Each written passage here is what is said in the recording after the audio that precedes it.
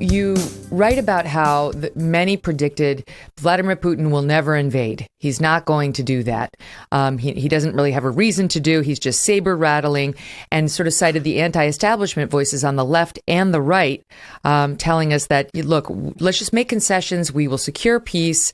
We don't want to upset Putin any more than we have.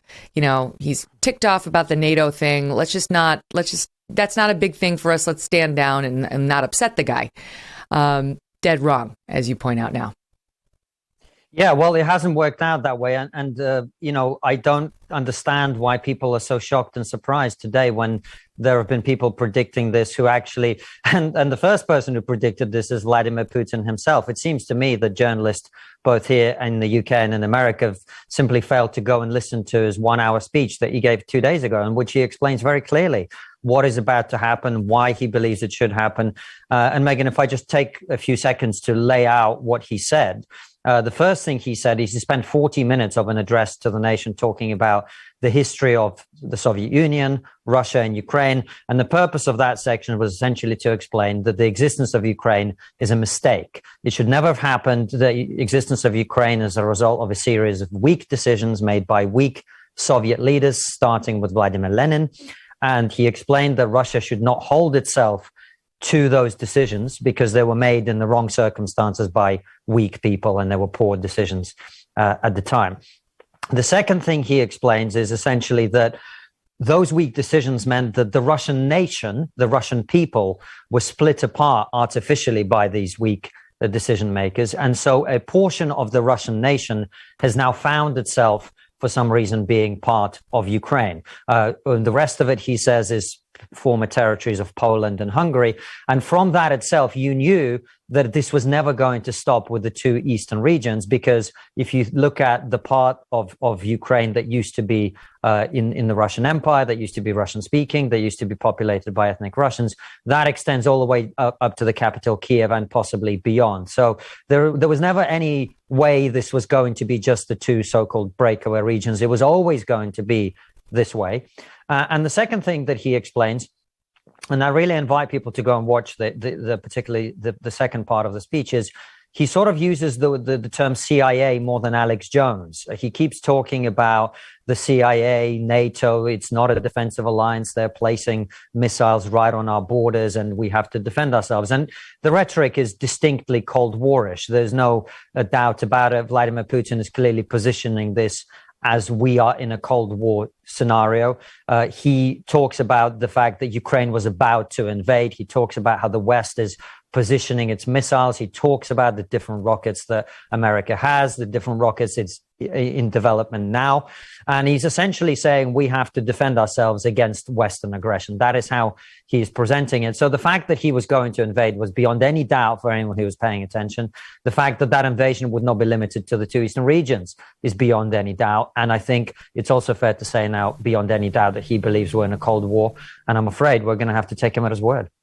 He also tried to spin a narrative about the sort of pro-Russian Ukrainians being oppressed, being roughed up, and that sort of... Well, genocided, in fact, is what he said. Right, yeah. Genocided, right. Referred to the Ukrainians as Nazis, and sort of said, it's our duty to protect, those folks inside of Ukraine who are Russian, who are being treated this way by the Ukrainians. And this is one area in which the Biden administration has tried to get out ahead of Vladimir Putin, saying these are false flag operations. These alleged incidents of violence that are committed in these regions have so far, as far as we can tell, been committed by Russians trying to make it look like Ukrainians are cracking down on these groups.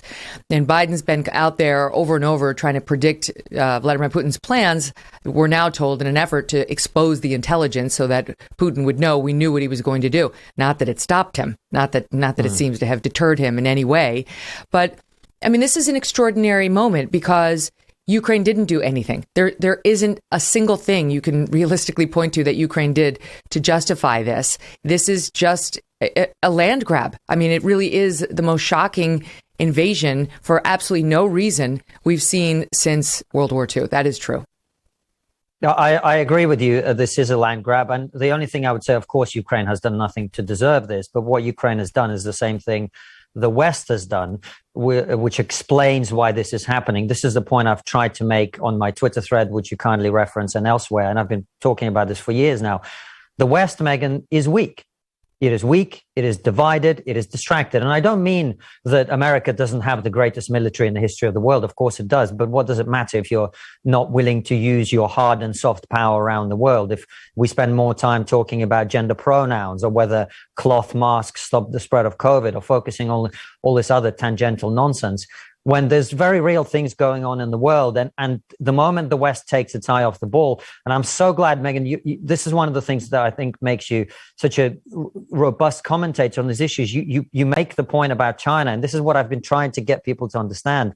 This is not about evil Vladimir Putin or evil Xi Jinping. This will happen if the West withdraws, if the West is weak, is perceived to be weak, if it's distracted. The people around the world who've always wanted more land, more power, more money, more prosperity, who want to knock America off its perch at the top of the pantheon, they're going to do what they've always wanted to do. And frankly, I don't blame them. Mm-hmm. Right. I mean, I know you guys on your podcast talk about this all the time. We do as well, about the, for lack of a better term, wokeness. It's not what this is about, but it's related, because we're so intent on navel gazing internally, talking about how bad we are, convincing others how bad we are, convincing ourselves how terrible we are, rather than leaning into the fact that we remain the leader of the free world, that others believe it too. And they see that we're distracted with this internal nonsense. And indeed, in the case of Vladimir Putin, he touts it too. He pumps it with his bots to try to create more division. And then we lean into that division. And meanwhile, he's moving into Ukraine. And now she's taken a serious look at China. I mean, at Taiwan. And what are we doing over here? We're talking about Black Lives Matter and whether we should have biological men swimming against biological women because they call themselves women. This is the stuff upon which we found ourselves obsessed, while geographic borders may be shifting, freedoms may be lost. We've been living in a dream world, Megyn.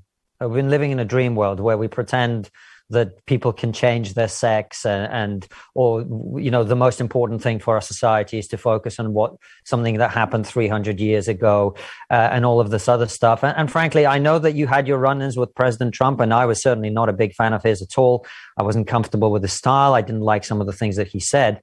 But I think there is no doubt that if he'd be still president, this wouldn't have happened. And that's because this is something that human beings have known for thousands of years. Civis pacem para bellum. If you want peace, you must be strong. You must prepare for war. And if you are weak, people will see that and they will take advantage. And that is what we're seeing. So what we need to do is, first and foremost, stop being so divided. We've got to come together. And this is the most important point, Megyn, that you made so beautifully, is if we don't believe in our values in the West, how could we possibly defend them? If we think that we're evil, racist bigots, why on earth would we try to spread our values around the world or defend people who want to be free, who want democracy, who want liberty, who believe in the same things that we believe? Why would we possibly support and defend them if we don't even like ourselves? Two more things on President Trump. Yes, he was strong, but he was also unpredictable.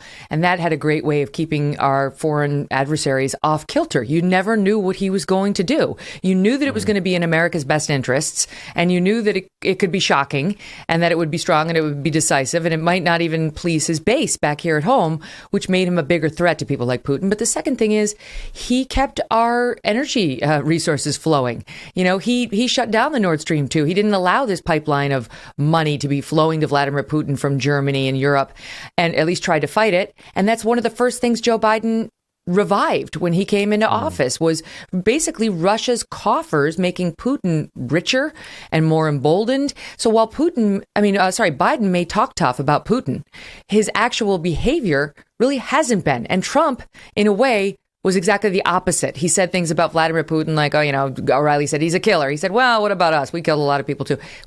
The rhetoric wasn't as tough, but the actual behaviors actually deterred Vladimir Putin in a lot of meaningful ways, because they kept him a little poorer and a little bit more off kilter.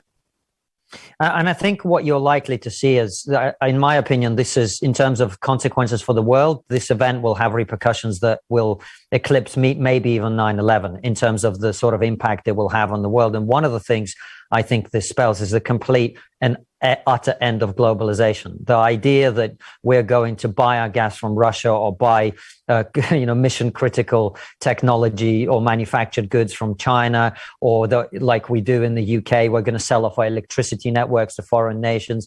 All of this is over. The energy security is going to come right to the top of the list.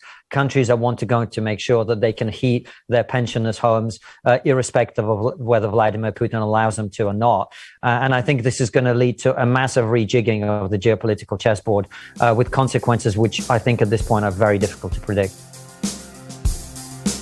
Hey, thanks so much for watching. If you like what you just saw, hit the subscribe button for more clips and full episodes.